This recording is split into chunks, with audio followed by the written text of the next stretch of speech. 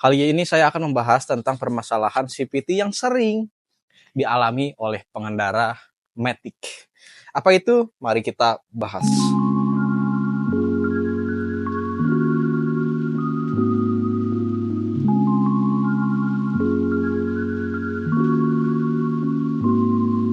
Banyak orang yang ingin motor Matic-nya itu terasa kencang, tapi pengen awet juga.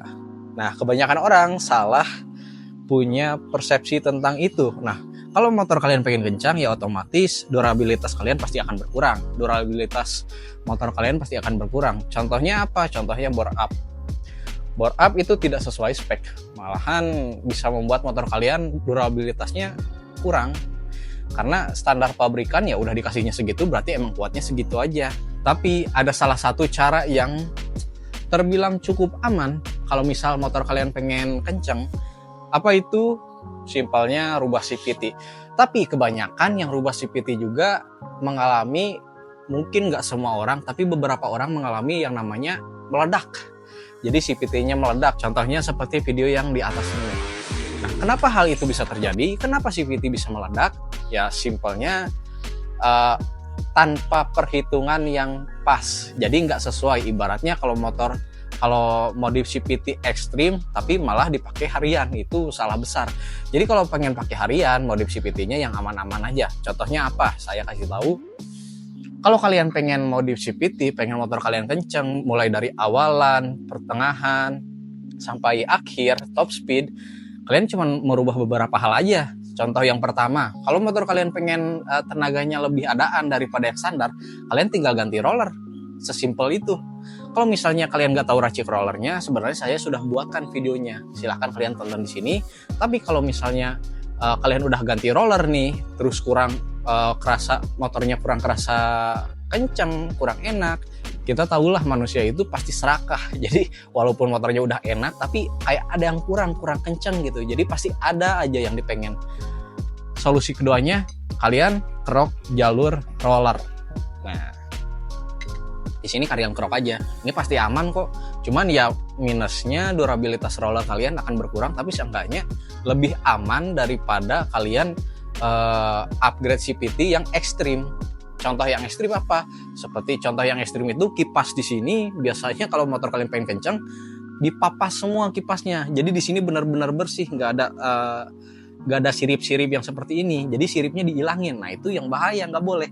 Oke, mungkin di dunia drag dipakai, cuman kalau harian enggak, bro. Dunia drag itu cuman pakai sekali-kali doang. Buat tes 100 meter, 200 meter, atau 201, atau 402, atau 1 kilo. Cuman gitu doang, nggak pakai harian. Kalau pakai harian jelas pasti hancur. Karena apa? Karena panas pasti memuai, dan akhirnya apa? Nggak kuat, akhirnya retak. Itu permasalahannya. Halnya sama mangkok CVT kalian. Mangkok CVT juga kebanyakan yang drag itu banyak dibubut, ditipisin benar-benar tipis, dilubangin banyak. Itu supaya apa? Ngejar performanya, biar awalannya enak pol. Tapi minusnya ya gitu, kalau dipakai harian pasti meledak. Contohnya di video ini nih, di gaspol, di limit. Nah itu sebenarnya bahaya banget. Di limit akhirnya apa? Meledak, dan itu sangat bahaya. Jadi tidak rekomendasi. Yang pertama tadi apa? Yang pertama upgrade roller. Kalau udah kerok jalur ini di tukang bubut juga bisa. Kalau mau kerok jalur, sekalian juga kalian kasih interlock. Nah, fungsi interlock ini apa? Fungsi interlock ini supaya top speed kalian dapat. Sama halnya kayak kerok jalur roller ini. Ini buat top speed enak, buat awalan enak. Fungsi kerok jalur ini sebenarnya buat memaksimalkan fungsi roller kalian. Jadi gitu, cuman ya ada plus minus lah. Tapi seenggaknya buat harian lebih enak daripada yang ekstrim seperti tadi yang papas sirip. Mungkin kalau kalian pengen kenceng, cobain dulu itu. Nah, mulai dari ganti roller yang pertama, yang kedua kerok jalur, yang ketiga kasih interlock. Udah cukup itu aja dulu. Itu udah pasti enak. Nah, kalau kalian pengen ganti roller ya kalian tinggal ke bengkel aja, pengen ganti yang sekian. Itu nggak bisa disamaratakan. Misalnya di teman kamu enaknya 13 gram, di kamu belum tentu enak. Soalnya apa? Beda berat badan, beda jalur jalan kamu, ya seharian kamu jalannya gimana. Mungkin ada yang turunan, tanjakan, tapi teman kamu dataran semua kan beda-beda. Jadi nggak bisa disamaratakan. itu kalian harus cari tahu sendiri. Tapi cara ngitungnya gimana saya udah buatkan videonya di sini, silahkan tonton. Kemudian kalau kalian mau kerok jalur sama interlock, kalian di tukang bubut aja. Kemarin saya kerok jalur sama interlock ini cuman habis di 80.000 kalau nggak salah. 50 nggak tahu 80, tapi tergantung daerah masing-masing. Mungkin bisa lebih murah atau lebih mahal. Ini pakai yang ori juga di bubut udah enak, karena yang ori pasti kualitasnya udah terjamin lah daripada yang aftermarket.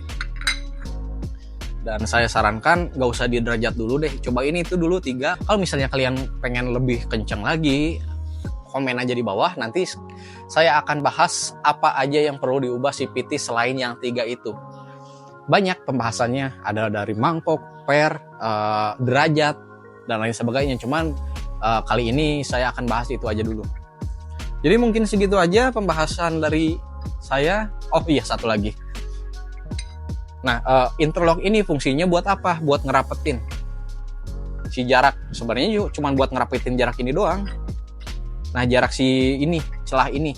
Kalau celah ini makin sempit, otomatis si panbelt makin tinggi. Nah, itu yang bikin motor kalian kencang.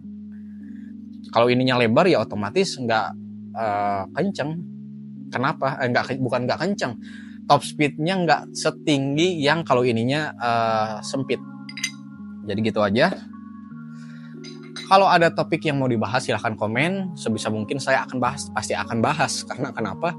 Karena ya namanya pertanyaan ya harus dijawab. Tapi sebisanya saya, semampunya saya. Kalau bisa jawab ya jawab, kalau enggak ya mohon maaf. Mungkin di lain waktu saya akan menjawab. Semoga ini diterapkan langsung ke motor kalian. Kalau nggak diterapkan percuma kalian nonton video ini.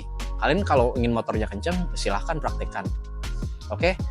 Hitung-hitungannya, nah kalau masalah bicara hitungannya, kerok jalur, tukang bubut itu udah pintar bro. Jadi kalian tinggal ke tukang bubut.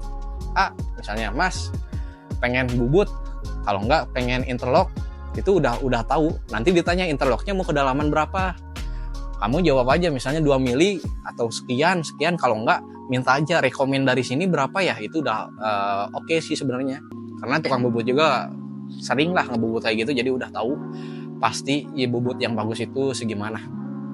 Oke gitu. Sekian dari saya Satrio. Terima kasih.